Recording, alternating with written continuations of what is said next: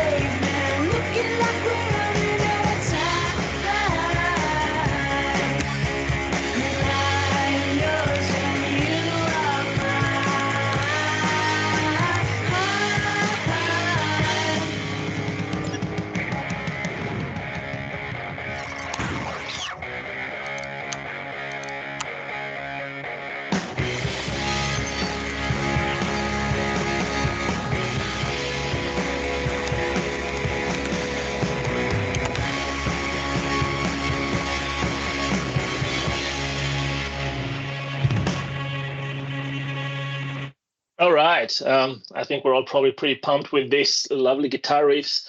So let me peel off some of the layers of the statements made in that video, and let me try to set the context first, right? I don't think I have to tell anybody in this session how important cybersecurity is. If you didn't know that, then you probably wouldn't be here.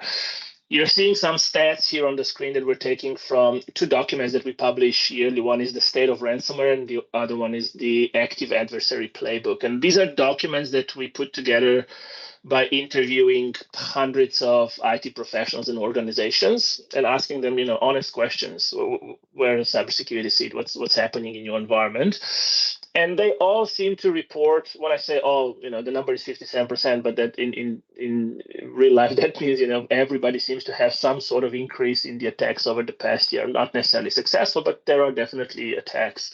And over 78% of the organizations saw an increase in the ransomware hits last year.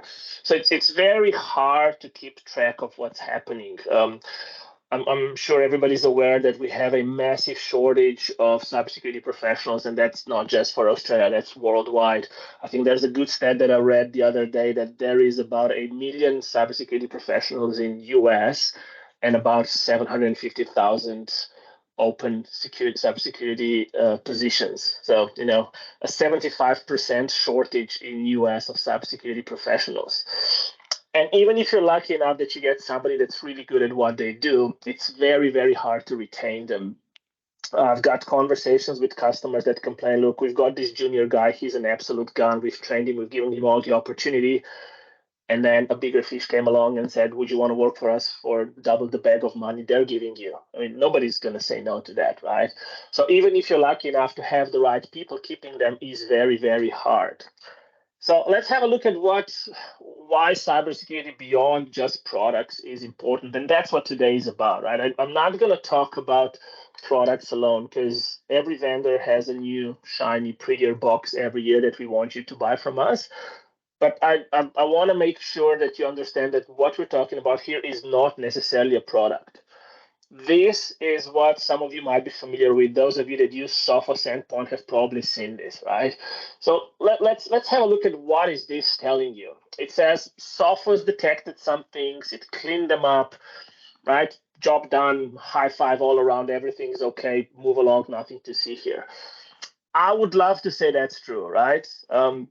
It isn't. If we look at closer of what we have actually detected, you'll see some applications such as PC Hunter, GMER, Process Hacker, IOBIT uninstaller. Those are all types of tools somebody would use to bypass or break endpoint protection products. And when I look at where this is being run from, it says, okay, so the administrator is doing this.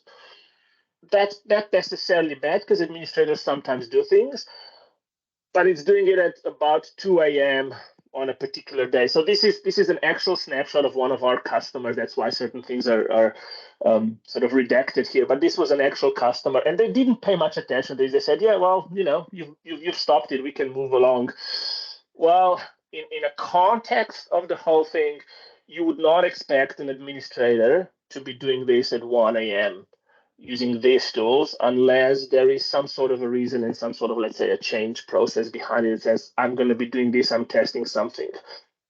Well, the answer actually is that this is not the administrator. It is an administrator account that has been some sort of abuse has happened and somebody has got a hand on that account, is logged into this server, and it's trying to run tools to bypass Sophos to execute more attacks. So in an environment like this, in an event like this, that is when you want a service to get involved and help you to identify this and help you to resolve this further. Now, cybersecurity by itself has become probably too complex for most organizations to manage effectively. There are a plethora of tools you can use to increase your cybersecurity postures, and they are fantastic. Right? The tools that I work with on a daily basis just will blow your mind away, but they are advanced. And advanced translates also into advanced level of skills to deliver them. You can't expect a junior cybersecurity professional to become an experienced threat hunter overnight if you give them the right tools, because there is no substitute for experience and there's no substitute for a size of an organization. So you just will end up not having that round the clock expertise. And I know that a lot of presentations like this, people like to say, yeah, but what happens at 2 a.m. on a Saturday when you're not watching? Let's flip this switch a bit, right? None of us are awake at 2 a.m. on a Saturday unless we're having a very good weekend. Let's put this into perspective of right now. I have a room full of people giving me full attention for the next 30, 45 minutes to an hour during the day. So none of you are doing a cybersecurity job right now, including myself, including Ben, including everybody, right? So even the people that you rely on still have to do things that make your business grow. So what you're doing now is educating yourself to be better at delivering the outcomes to your business. So it's not just 2 a.m. It's my job is not to look at the screen, like a robot and look at the lines of code jumping in front of me and look at the alerts, etc. My job is to make the business more profitable. So you don't have to work with what you've got. You can leverage somebody to help you. And the good news is you don't have to have those expertise. You can have somebody like Sophos to deliver that as a service to you. And that's what we call this. We call this cybersecurity as a service because it is not a product by itself. Yes, we sell it as a product, but behind it are people, and I'm going to tell you how many people, and I'm going to tell you where they are. This is nothing that we're hiding. But MDR by itself will give you an instant cybersecurity operations center, right? And not just one. There are actually 7 locations worldwide where we have our SOCs. And in those SOCs, we have over 600 cybersecurity specialists. I'm going to challenge anybody in this room And if you feel, happy to, just drop it in chat. And I'm not going to say you don't have an answer, but tell me of an organization that can afford 600 cybersecurity specialists that is not a cybersecurity vendor, right? It's very hard. 600 is a big organization by itself. For us, that is just the SOC people.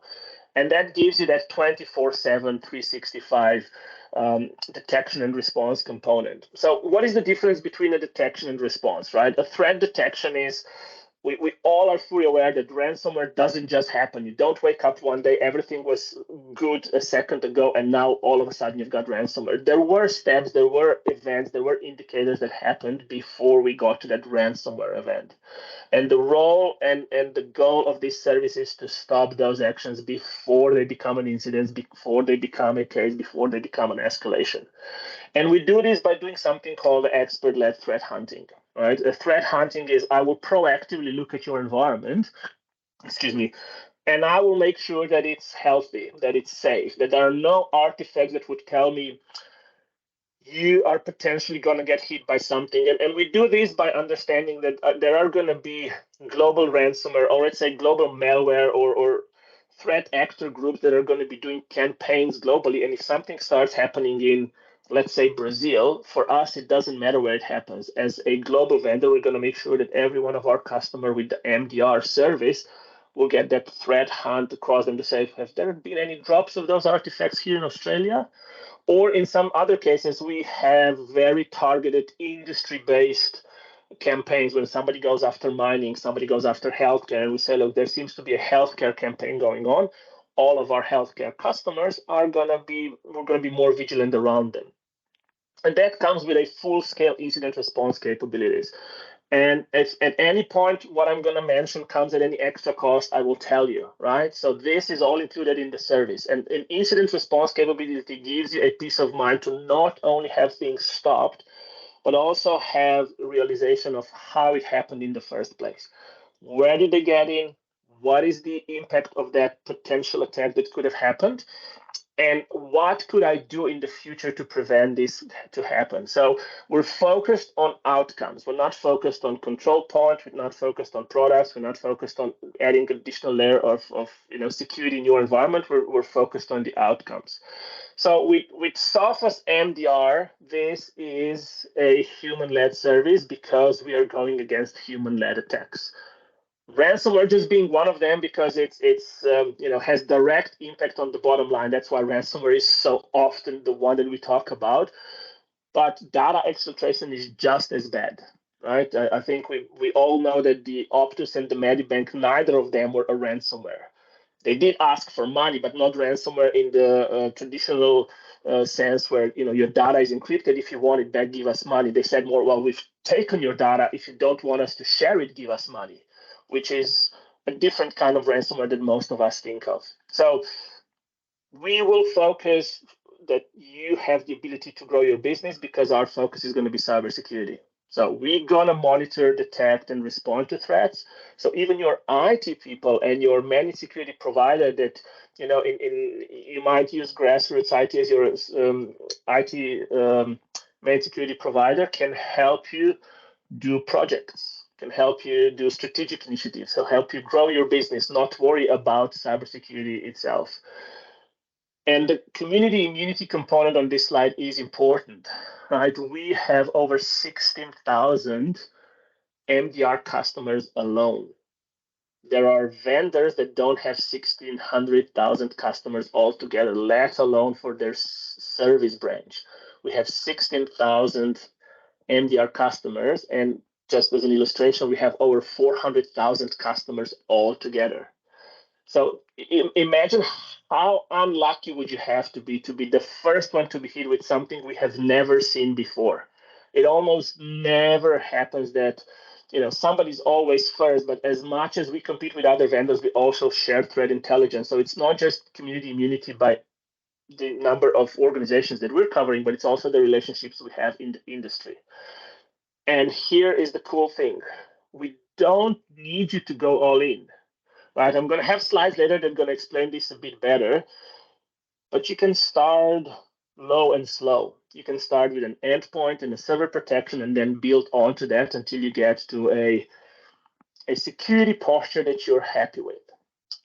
So this is probably most, if not, quite a few of your environments. This is nothing unusual.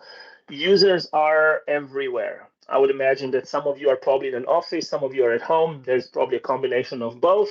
And that's the reality of today's world, right? And we all have some sort of endpoints and servers. And there's network equipment, there's cameras, there's access points. If you work in education, there are smart boards. I was at a Australian independent school expo a couple of weeks ago. There is not a non-smart device that they sell in schools anymore. Everything is smart, everything is connected. And when I spoke with those people, I said, so what do what's your position on security? They said, oh, these don't get attacks. And what's the OS underneath? Oh, it's an Android. And my mind was just, okay, I guess blinders on and just soldier on is the best way forward. It's not, right? It just simply isn't. And you can, of course, put security controls across this. Not a problem. As you can see here, I'm not promoting any of our products. I'm just saying these are the types of products that will help protect you. You can have a workload protection in your cloud. You can have cloud security, a broker. You can have firewalls, email protection, identity. You can have all these. It's very hard to take these individual pieces of security controls and put them together and say, well, I've seen something by this user in identity, which also was suspicious in my network detection and response that then translated into some activity in the cloud. Because I have three different tools, this is hard to put together and correlate and make sense of it. Even, and this is, I shouldn't say this because I do work for Sophos, even if all these were Sophos, by itself, you doing it, it would be hard to correlate this if you don't have the knowledge of what you're looking at.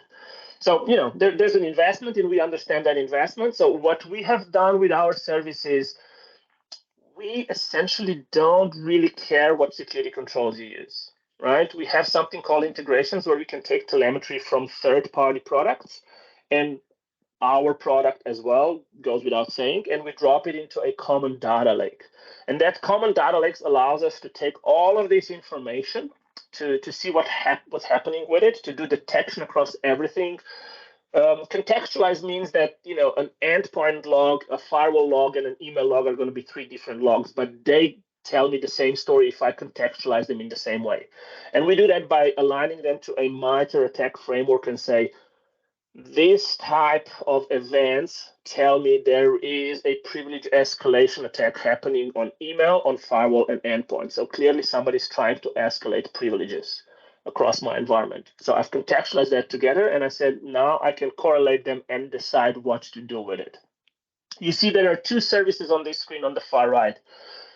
One is the XDR. So I'll quickly touch on the XDR, which stands for Extended Detection and Response. This is a tool that you can use yourself and do a lot of what you see here, but you probably can't do it at scale. So you have to be a very skilled and versed and trained security analyst to look at this data and do this yourself and come up to the same solution and same results as we do.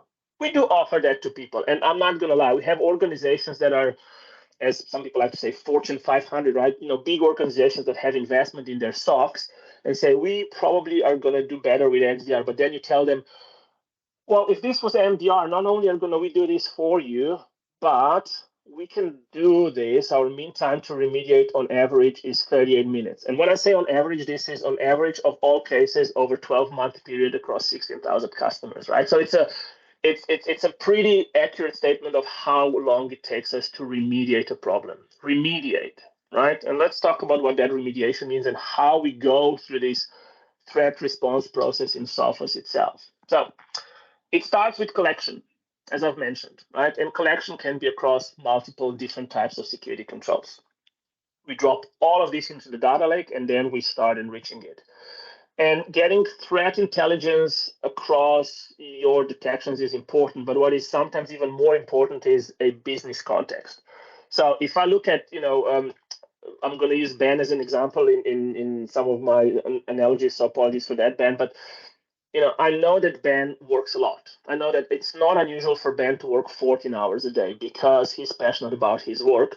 but I rarely see him work between 2 a.m. and 3 a.m. on any given day. So whilst he does work weird hours, from a business context, him working at 2 is unusual, right? So there are very few SIEM type solutions that are going to distinguish the business context and the threat intelligence and say, well, the threat intelligence tells me this is good. I do expect Ben to work weird hours. This looks good to me. So when we have that knowledge across multiple security controls, we can correlate them and we put them together in what we call cluster. A cluster is a detection from an email, a detection from a firewall, and a detection from an endpoint, for instance, that has some sort of commonality. Let's say that it's the same mailbox, it's the same user, and it's the same IP address, which also allocates to the same user. And that tells me something is happening with this user across my entire estate. So I'm going to call this a cluster and investigate. So that is one way to start an investigation and analyze. Another one is there's nothing happening in the detection, which doesn't mean everything's okay. It might mean that we are in early stages of a potential attack. So we're going to be running threat hunts. And threat hunts are done two ways. One is based on some sort of weak signals. A weak signal is absolutely 4 incorrect password attempts by Ben at a weird time. That is a very weak signal, right? He might have just typed it wrong 4 times, but put together with what I just said before becomes a weak signal. So you're going to say, all right, let's open this Pandora's box and see what's happening. Is there more than what we're seeing? So we'll do that threat hunt. Another one could be what we call a leadless threat hunt. And a leadless threat hunt is we don't see any weak signals, but we know there are campaigns that are currently happening globally of some sort that I've mentioned before. So without any weak signals, we're going to say, let's go looking for trouble. Right? A leadless threat hunt is a guy that comes to a nightclub and picks a fight because he says, look, there's definitely somebody here that wants to fight me. I'm just going to pick a fight and see who it is, and then I'm going to deal with it. And that is what a threat hunt is, right? We're going to go looking for a fight and deal with it before it breaks out.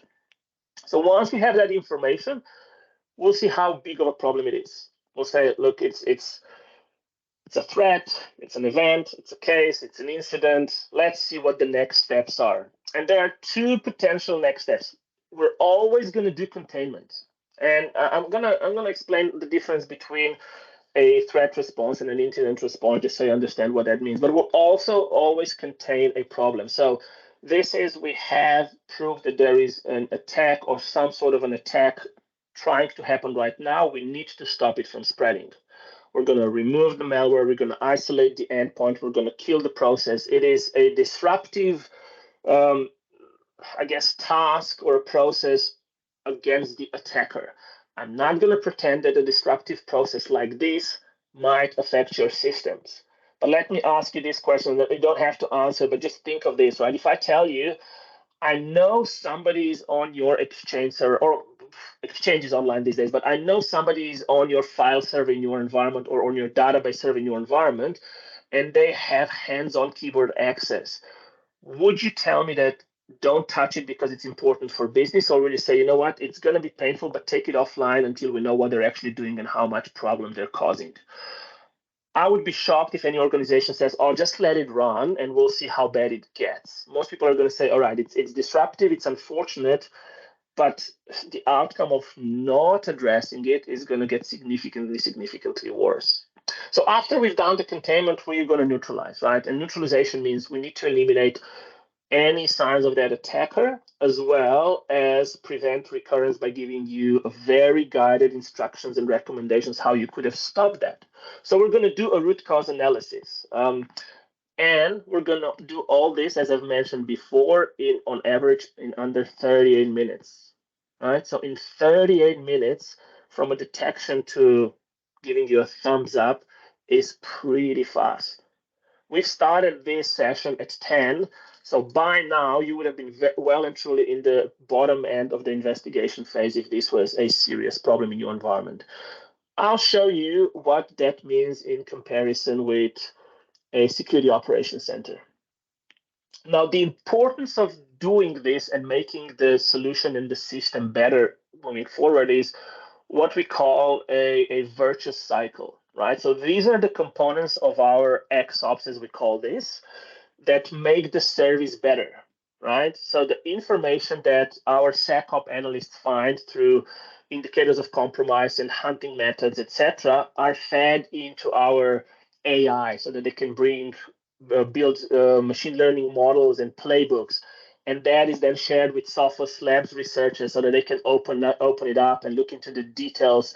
And that gets given back to our security professionals. And this is, as I've mentioned, over 600 people across 7 global SOCs. So every major theater has a SOC. And if anybody's asking, oh, do we have one in Australia? Yes, we do. There is one in Sydney. But we do have a follow the sun model. So it doesn't really matter where we are. And the map behind it was, you might not see it well, it actually has dots where those data centers are. You might see the green dots on the world map in the background. But that's the purpose of this virtuous cycle, is that all of our products benefit from this. So the cool thing is you don't have to just go all in with Sophos. You can start small. You can say, I'm going to start with Endpoint, that I'm going to bolt MDR on top of it, and then I'm going to build on that foundation, right? And by build on that foundation, I'm not saying build by buying more and more Sophos. It means build by introducing the rest of my potentially already existing security controls into being part of this system. So I've mentioned the 38 minutes a couple of times, and the reason why I'm going to bring this up is because these numbers are not something that we're making up, right? So an incident closure time for a SOC team on average, but let's not say average, let's say the fastest. The fastest, let's say it's 3.7 hours. That is still significantly more than our average threat response time, right? And I'm using the fastest possible time that we have. And this is, again, a statistic that we grabbed from, I think it's over 2,000 organizations globally that have internal SOC teams. Now, why are we so confident in saying this? Well, because this is underpinned by Sophos's Intercept X endpoint protection that, according to all independent, because I only value independent tests, we do stop 99.98% of threats. And I personally believe, and you probably agree, that the best investigation is the one that I don't have to do.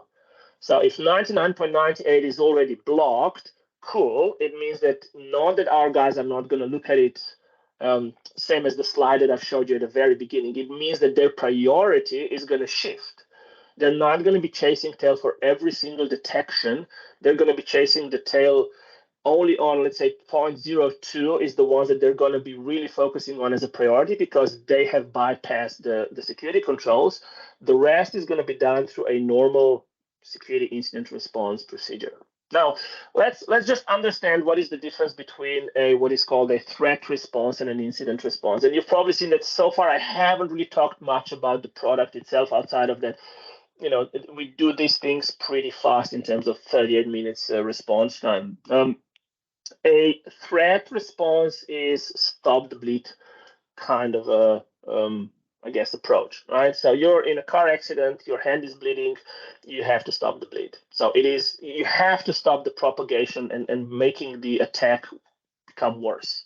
So you just mitigate the risk of that threat, as we call it at that stage, becoming an incident.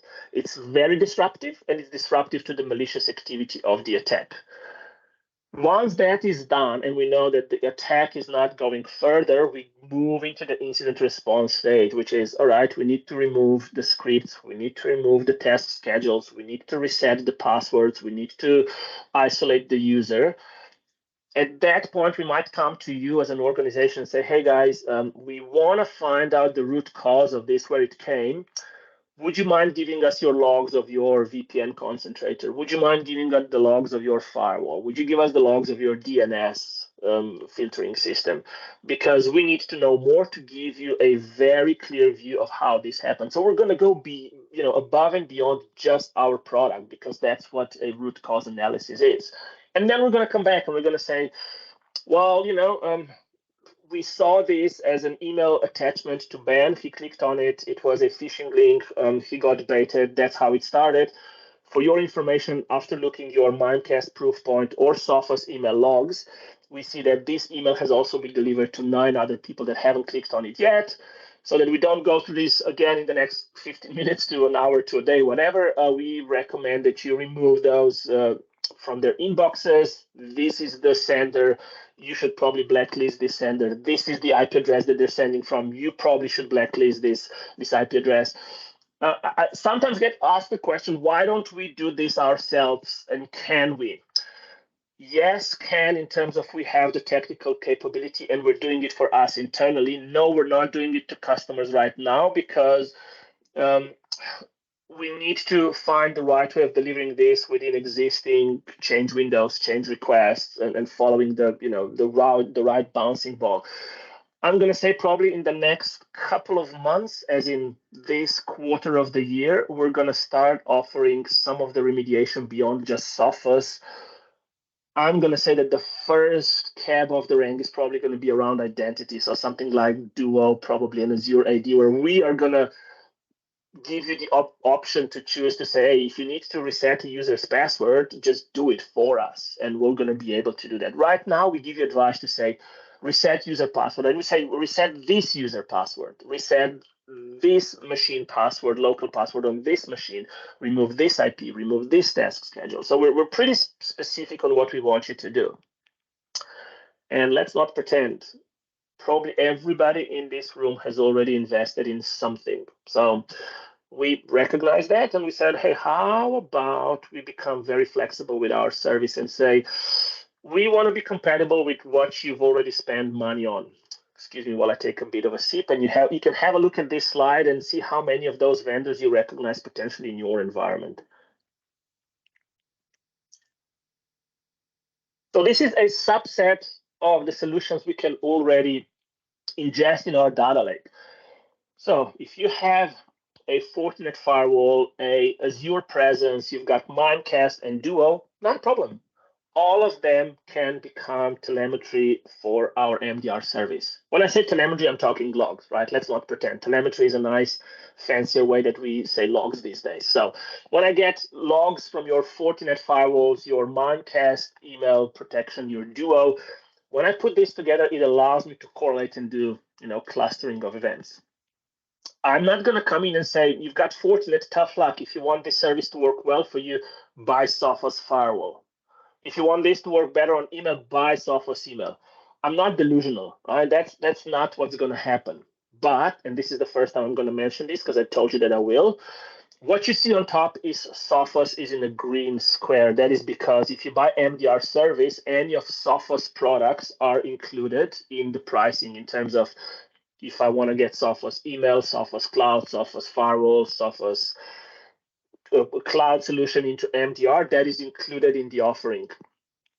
The others that are in orange come at an extra cost because it costs us time and money to deliver the service across other products. So we sell this in what we call integration pack. So you can say, I'm going to buy a firewall integration pack, an email integration. You don't buy a Palo Alto integration pack. You buy a technology integration pack, which allows you as many firewalls, as many environments as you want. You say, I want firewalls, and I've got 4 different vendors of firewalls, but I want all of them to be into your MDR service. You say, cool, just buy the firewall integration pack. There are 2 that are not Sophos that are included, which are very important. Microsoft 365 is included in the price, even though it shows here separately as email. So that is included in the price. And Microsoft products through Graph Security API. So for those of you that don't know, Microsoft has an API opened to everybody where you can pull logs from Microsoft security products into your environment. So all security products from Microsoft, if configured correctly, and there are good articles how to do that, will report logs into a joint container. And that joint container, the data can be pulled out through an API that is included in the MDR offering. So a lot of organizations say, well, we have a Sophos firewall, Sophos endpoint, but we also use Office 365, and we use some other products by Microsoft from a security standpoint. Great, all of that is included in the pricing, right? And this is very complementary to what your managed service provider is doing because they can manage all these relationships for you. The way that MDR works is you specify the context that you want to be notified when something is happening. And those contexts can be your managed security provider that says, look, we're doing IT for these guys, call us, we know the environment, we're managing it anyway. We'll handle the relationship for you with them, but we are your first point of call. We have numerous customers that just say, just call our managed service provider. They are our IT go-to people. So in this case, we would call Grassroots IT and say, hey, it's us, Sophos again. Let's talk about this customer because we're seeing certain things. I know that we all went into IT industry because of all the great recognition and the glamour it brings. I can't remember a day when somebody doesn't pat me on the back and tells me how great of a job I'm doing. Clearly, you can see that I've mastered the art of sarcasm. When IT works, nobody cares, right? It works. Nobody comes to you and says, oh, great job. I know that it works because you've put an effort in. I know that it works because you've done the right configuration. Nobody cares. The second something gets broken, it's, oh, come on, IT guys. Like, IT never works. We always have a problem. So what we made sure is that you can demonstrate to the business that the MDR service works for you. And we do this through two types of reports, a monthly and a weekly cybersecurity reports. A monthly report is very much a one that says, hey, great job, but great job because all of this has been done of Sophos by you. So your status is green. It's green because we've seen 57,000 detections that have become, 5 cases, but no escalation. So when someone says, why are we paying money for this MDR? Well, because the work that they've done would otherwise have to be either done by us or not done by anybody. And it would just funnel through a detection all the way to a serious incident if nobody looked at it. And the weekly one is more for the IT people in the room. It tells you, hey, this is the hunts we've done because this is what we've seen globally. These are the results for your environment. You seem to be targeted by these types of MITRE attack techniques. So we give you a bit more specific technical information. And God forbid, which does happen, you have an actual incident, you will get another report, which is an incident report. And an incident report will give you a very good executive summary that you can show to your boss and say, look, despite all the money we invested, sometimes things do go wrong, and we had an incident, and this is what happened. And then you yourself or whoever is interested can go through a full timeline of all the events. And as you can see, the color coding here, so red means things were bad, and then at yellow we got involved and we turned it into blue, which means we've started doing some action, and then you start seeing some green, and green means with this problem is fixed, this problem is fixed, we found a new one, this is fixed, until you see at the very end it's all green. We're happy. And then we give you usually a page or two of extra recommendations saying, hey, if you've done this in the future, that probably is not going to happen. You probably need to patch things. You should probably look into, resetting some passwords. This password that was abused is an admin password. Our recommendation is reset all admin passwords because, one exploited can potentially mean more of them exploited. How confident am I that this service works? I am $1 million confident. Why am I saying $1 million? Because the service does come with what we call a breach protection warranty, which covers up to $1 million in response expenses.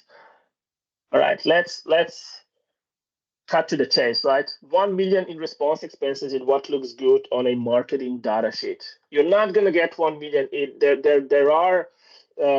There is small print that says, yes, it's 1 million, but it's essentially $1,000 per endpoint that's been breached. So if you have a 300 licensed MDR estate, the most you can get is $300,000. So I'm being very transparent here. So there's no, oh, but you said 1 million, and then it turns out that's not what's happening. So it is included with every subscription of MDR, whether this is new or renewal, at no additional cost. And it covers endpoint servers, Windows, Mac OS, does not matter where that is deployed. Is it covered in Australia? Yes, absolutely. There are things in the small print of the service description that explain to you how we expect you to handle your environment. And this is not underwritten by a third party so that you have to go through a claim through Budget Direct. I'm making this up, but through a cybersecurity insurance company. No, you deal with Sophos alone. We are underwriting this. We are paying you the money. I get asked often, what do we do if something is unpatched and gets breached? The link that you see on this page, the Sophos.com legal that talks about all of the descriptions of this service. So specifically for patching, we expect you to patch things, but we are reasonable. If something gets a CVE score, I think, of 9 or more, we expect you to patch it in certain amount of time, which is I think like 48 hours if after patch is available. But CVE 9 and higher is very, very bad, right? And then that time extends as a particular vulnerability has a lower score, all the way down to I think like a month if it's CVE 7 or lower. So let me summarize what I've told you today. MDR is a service that is currently protecting over 16,000 customers globally. And it does this by providing you a response time of 38 minutes on average, of detection being the 1 minute and the most of the time spending on investigation. It might sound a lot to spend 25 on investigation when the other two combined are 13, but the investigation is the enrichment, the correlation, and everything else, right? So when we do respond, we're not walking in blind. We know exactly what we're responding to. So we do spend some time to get the right intelligence, the right business context, to put things into perspective and then to respond to it. And it is a proactive service, and that is probably the main difference between a SIEM and an MDR. A SIEM will wait for an alert to happen and then have a playbook and potentially even some sort of automation to deal with it, but it needs to see something that it has known about before. A SIEM is very ineffective in protecting against things that it's never seen because it has to learn the behavior. We do things a bit differently. For us, everything that is not default is abnormal. So it's the other way around, right? It's not I need to prove something is abnormal. It's I would need to prove something is normal. So we say the baseline is this, and everything that is an anomaly is not within the baseline. So it's a very, very quick, let's say, return to value, because as soon as you start using the service, we start protecting you. And it comes with full incident response capability. No extra cost, no retainers, no limitation. Let's say you have a server that you can't patch because of your change window. We will protect you, right? We will protect you. Like we'll say, look, your best course of action moving forward is to make sure that you do patch yourself, but we're not going to walk away, and you're not going to void your warranty just because you haven't done this. So 16,000 customers translates to, just to give you a bit of an illustration, around, I think the last data that I saw probably in the last couple of months was on average about 1.4 million endpoints protected by MDR at any given moment of the day.